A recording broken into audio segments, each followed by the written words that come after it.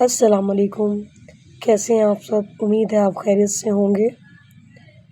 آج ہم دیکھیں گے کہ تعوذ پڑھنے کی غلطیاں کیا کیا ہوتی ہیں۔ سب سے پہلی چیز، جلدی قرآن پاک کو یعنی کہ تعوذ کو پڑھنا، مخارج کا صحیح طریقے سے ادا نہ کرنا، تلفظ کی صحیح طرح سے ادائیگی کا نہ ہونا، یہ تمام وجوہات ہیں جن کی وجہ سے ہم قرآن کریم صحیح طریقے سے نہیں پڑھ سکتے۔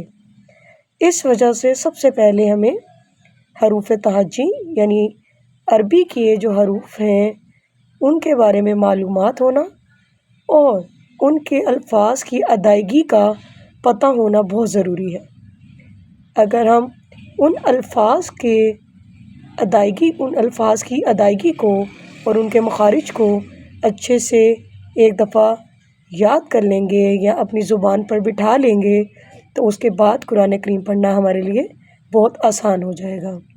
اس لیے اللہ سے دعا کریں کہ اللہ تعالی ہمیں ہدایت دے کہ ہم اپنی مصروف زندگی کے اندر سے چند لمحے نکال کر اپنی تصحیح کرنے کی کوشش کریں۔ جزاک اللہ خیر۔